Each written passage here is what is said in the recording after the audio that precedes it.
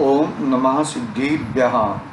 नमो अरिहन्ताणं, नमो सिद्धाणं, नमो ऐर्याणं, नमो वज्रायाणं, नमो लोये सौगसाहोणम्।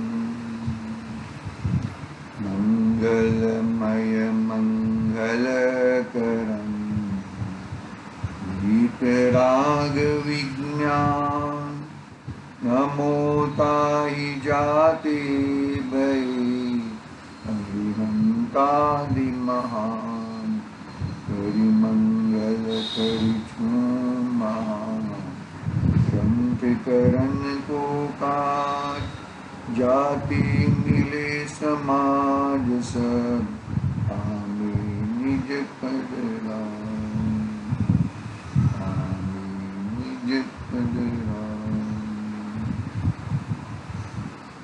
चेतिले चेतन, चेत्या विना किम चालसी। मिथ्या भाव अभाव की, जे प्रगटे निज भाव, ते जयवंत रहो सदा, ते निज मोक्ष उपाय। मोक्ष मार्ग प्रकाशक, आश्री मोक्ष मार्ग प्रकाशक नामक ग्रंथ अपने सामने विराजमान है। आचार्य कल्प पंडित प्रवर्तोलोमजिस्वाब द्वारा रचित महान ग्रंथ दूसरे अधिकार पे अपनी चर्चा चल रही है, बहुत दिनों से चल रही है। संसार अवस्था, कर्म के उदय में जीव की अवस्था कैसी होती है, कर्म बंधन रोग में जीव की अवस्था कैसी होती है, ये प्रकरण चल रहा है हमारा। कर्म का उदय है,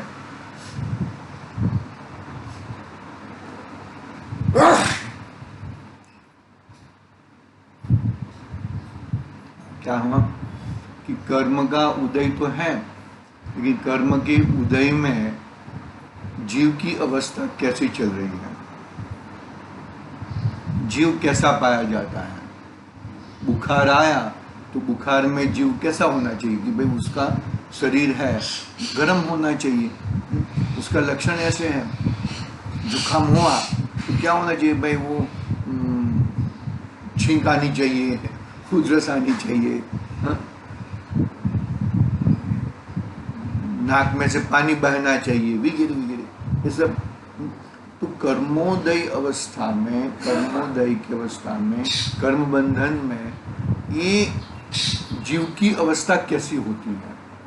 कर्म बंधन एक रोग है, रोग को पहचानना बहुत अति आवश्यक है। रोग को पहचानोगे तो ही उसके लिए दवा होगी ना। रोग ही नहीं पहचान में आएगा, रोग को ही अपना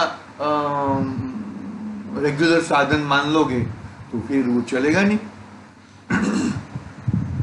नकली खांसी चलेगी, माता बहनों को अच्छी तरह से बैठने के लिए, अच्छी तरह से संवारने के लिए नकली खांसी चलेगी। लेकिन नकली खांसी जगह भी असली खांसी हो गई, कोई बात नहीं, पहले मैं नकली खाता अभी असली खाता हूँ, तो असली खांसी के लिए तो तुम्हें निदान कराना पड़ेगा, दवाई करानी पड़ेगी। ऐसे ही इस संसार में तू दुखी है तो दुख को दूर करने के लिए तुझे उसका निदान ढूंढना पड़ेगा कि मुझे दुख क्यों है, और दुख कैसा है और सुख कैसा है। वो बरोबर अच्छी तरह से तुम्हें समझना पड़ेगा, अच्छी तरह से तुम्हें देखना पड़ेगा, अन्यथा वो चीज होएगी नहीं। अपनी बात चल रही थी, चारित्र मोहनीय संबंधी की बात पूरी हुई थी, और अंतराय कर्मोदय जन्य की में जीव की अवस्था कैसी होती है। देखो चारित्र मुनि में क्या बात आई कि 4 प्रकार की कषाय है। कौन कौन से 4 प्रकार की कषाय है? क्रोध, मान, माया, लोभ। क्रोध में क्या चाहता है जीव कि मैं उसका बुरा कर दूं, क्रोध करता है।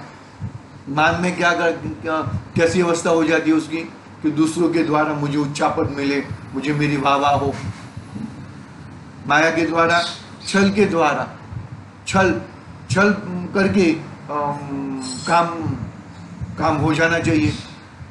और लोभ के द्वारा तृष्णा, बस ये चाहिए वो चाहिए, बस मेरी सब चाहे पूरी हो जाए। तो यहाँ पर ये 4 प्रकार के कषाय तुम खड़ा किए, लेकिन काम तो भवितव्यता के अनुसार हो रहा है। और काम ये तुम्हारे 4 कषाय से नहीं हो रहा है।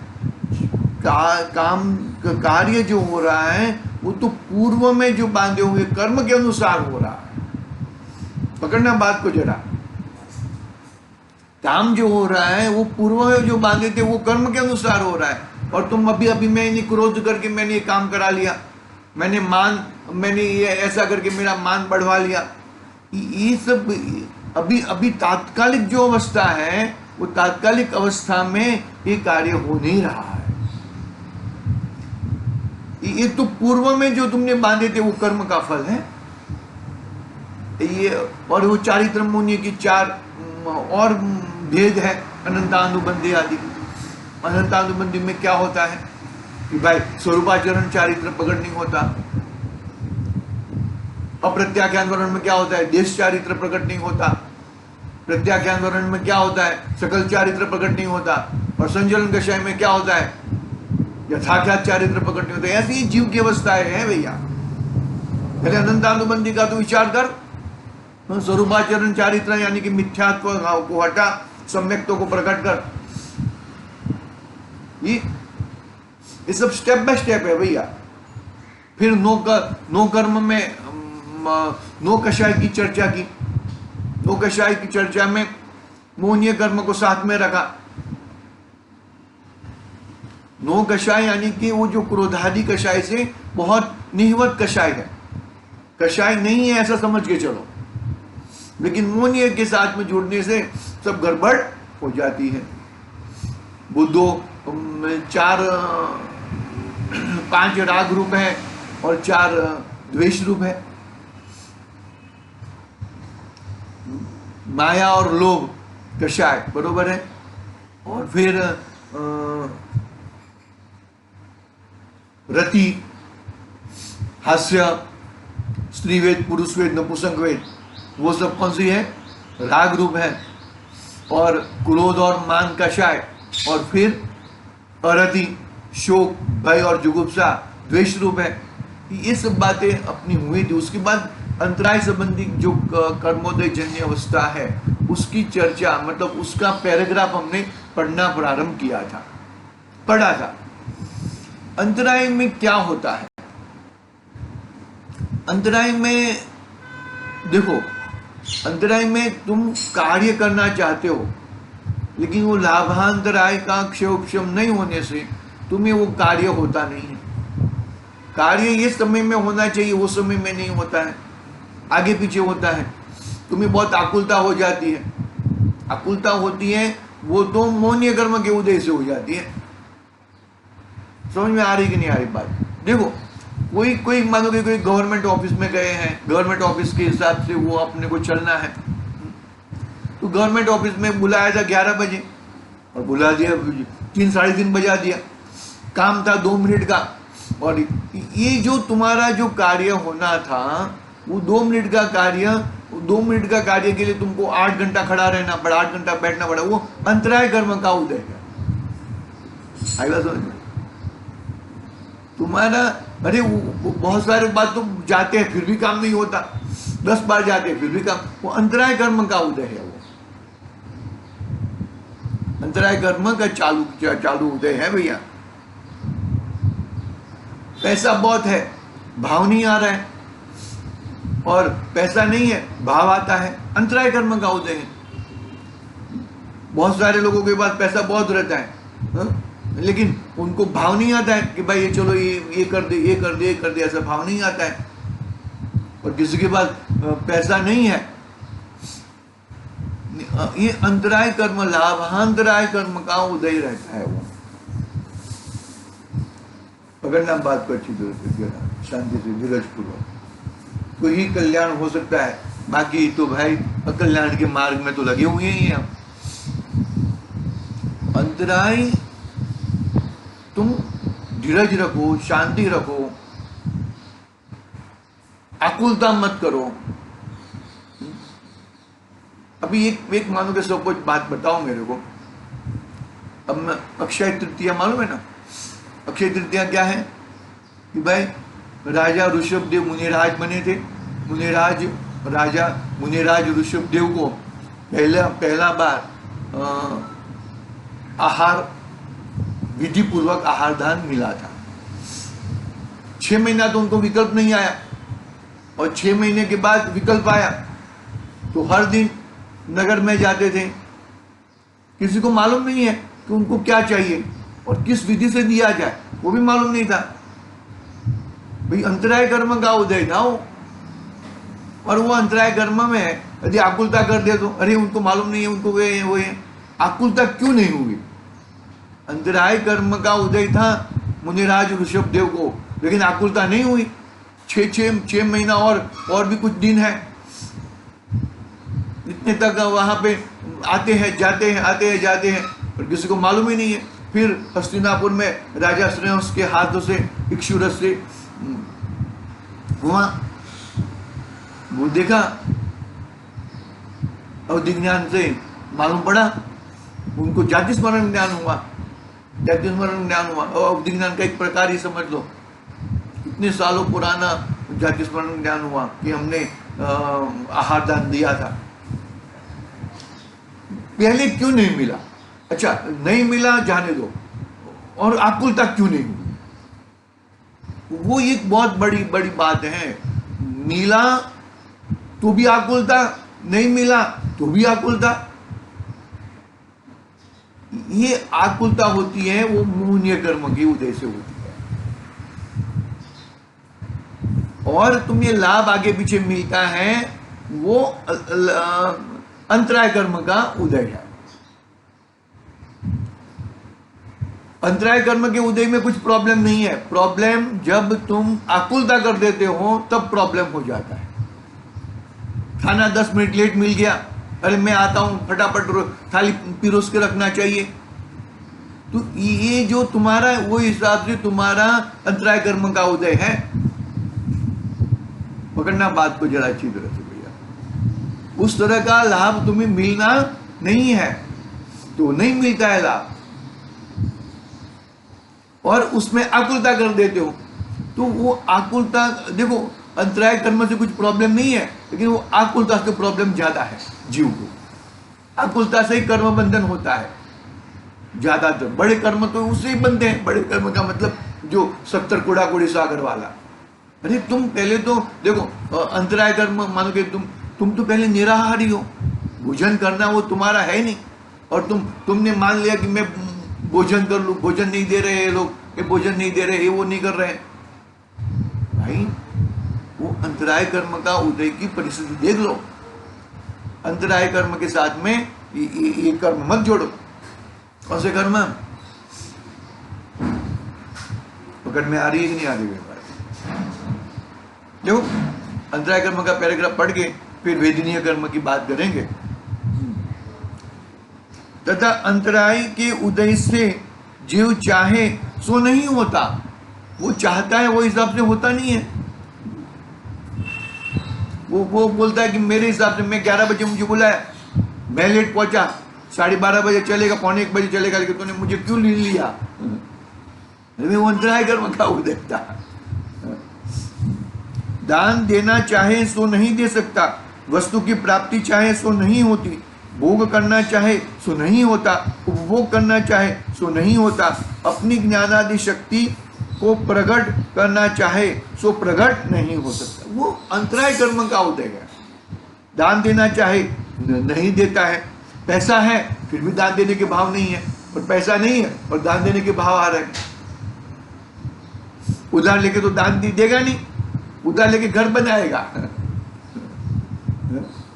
उधार लेके खर्चा करेगा, उधार लेके बच्चों की शादी करेगा, लेकिन मंदिर में दान देगा नहीं। वो अरे उधार लेके थोड़ी दान दिया जाता है करके।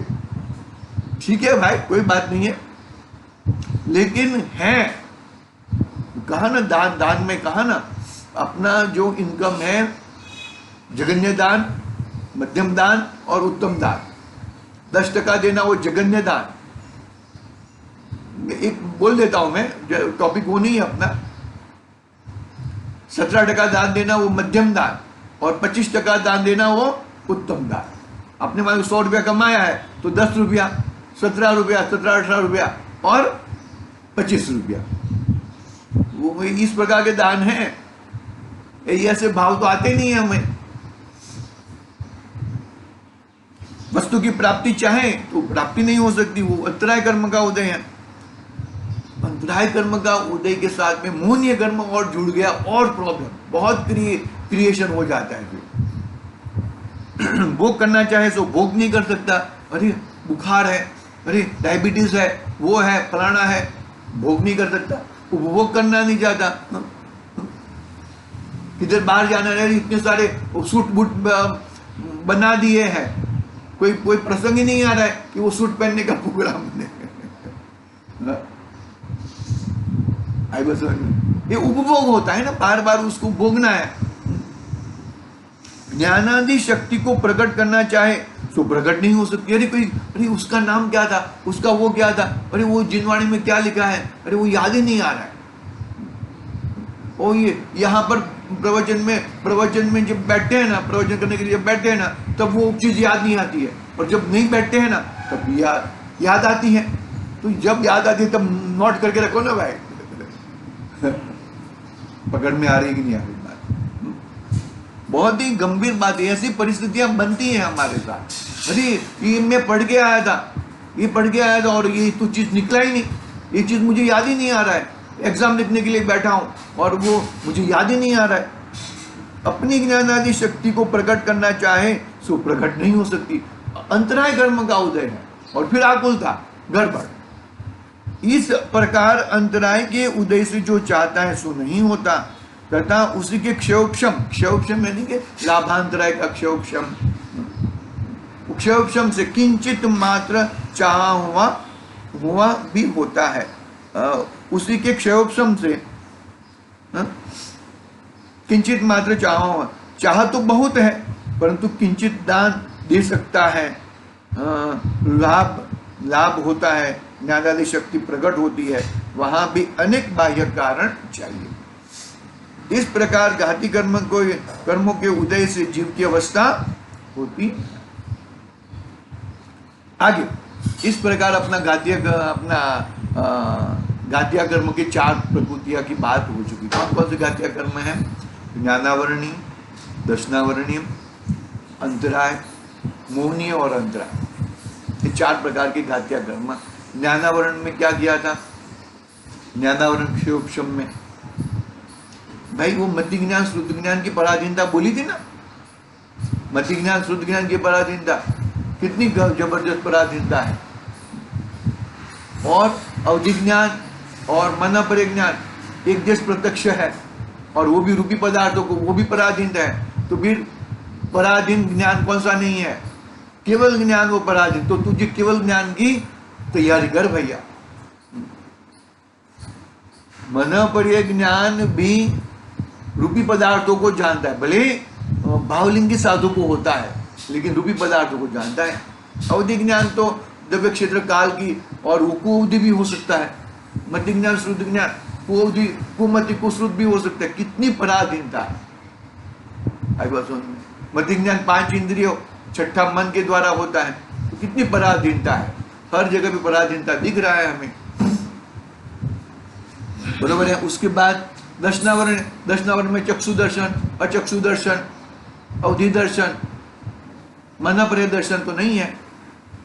केवल दर्शन की बात, मन परिदर्शन और केवल दर्शन की बात नहीं कि केवल दर्शन तो केवल ज्ञान के साथ में ही होता है। लेकिन ये 3 चक्षु दर्शन, आंखों से सामान्य अवलोकन होता है। केवल दर्शन को देखो ना, केवल ज्ञान और केवल दर्शन साथ साथ में रहते हैं, इसमें भेद नहीं पढ़ते भाई। छद्मस को भेद पढ़ते हैं। फिर बाद में मोहनीय की बहुत विस्तृत चर्चा की, दर्शन मोहनीय की चर्चा की, चारित्र मोहनीय की चर्चा की। फिर अंतराय कर्म की चर्चा की। इस प्रकार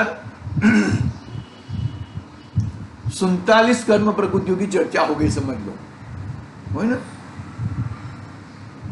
मोहनीय के कितने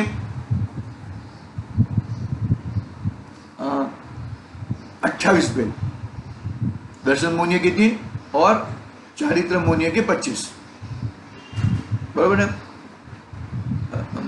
28 और ज्ञानावरण के 8, 28 और 8 36 और 9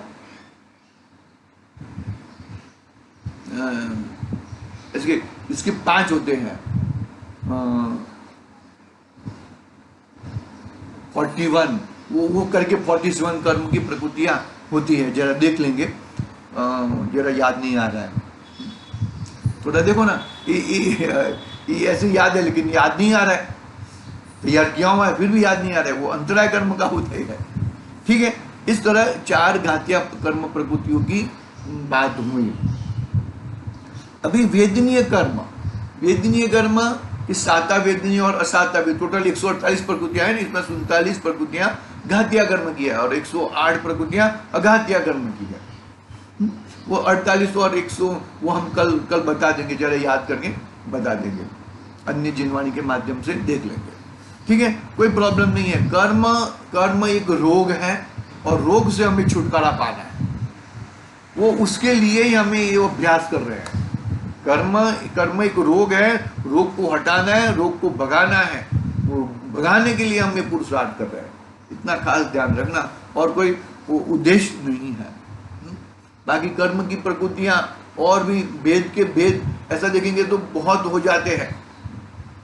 ठीक है, वेदनीय कर्म, कर्मोदय जन्य अवस्था। वेदनीय में साता वेदनीय असाता वेदनीय 2 प्रकार के वेदनीय हो गए ना। तो कैसे हुआ देखो, साता वेदनीय में सब अच्छा लगना, असाता वेदनीय में बुरा लगना। अरे वेदनीय साता है लेकिन तुमको बुरा लग रहा है, और वेदनीय असाता कर्म का उदय है और तुमको अच्छा लग रहा है। वो सब ऐसा क्यों है, वो बात बोलेंगे, बात देखेंगे। देखो, तथा अघातिया कर्मों के वेदनीय के उदय से शरीर में बाह्य सुख दुख के कारण उत्पन्न होते हैं। शरीर में आरोग्यपना, शक्तिवानपना इत्यादि तथा क्षुधा, तृषा, रोग, खेद, पीड़ा इत्यादि सुख दुख के कारण होते हैं। बाह्य में सुहावने ऋतु, पवनादिक, इष्ट स्त्री पुत्रादिक तथा मित्र धनादिक, असुहावनी ऋतु पवनादिक, असुहावनी ऋतु पवनादिक, इष्ट स्त्री पुत्र आदिक, अनिष्ट स्त्री पुत्र आदिक तथा शत्रु, दारिद्र, वध बंधन आदि सुख दुख के कारण होते हैं।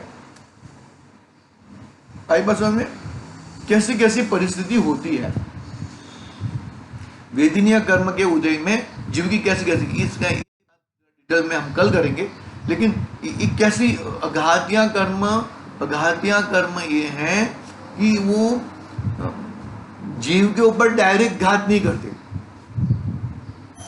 घातिया कर्म तो डायरेक्ट जीव के ऊपर डायरेक्ट अटैक करते हैं। ये तो शरीर संबंधी है, बाह्य संबंधी है, लेकिन उसको वो परिस्थिति को अपनी परिस्थिति मान लेता है। मोहनीय कर्म तो हर जगह पे गुस्सा फेरा है, हर जगह पे घुसड़खोरी कर दी है उसने मोहनीय कर्म ने, इसके लिए गड़बड़ होती है। बाकी साता असाता वेदनीय से कुछ प्रॉब्लम नहीं है, इसको अच्छा है इसको बुरा है, इससे कोई प्रॉब्लम नहीं है, प्रॉब्लम बाद में होता है। ठीक है, उसकी बात हम कल करेंगे। आज के लिए ओम नमः सिद्धिभ्यः। निज निधि निज में बताई यह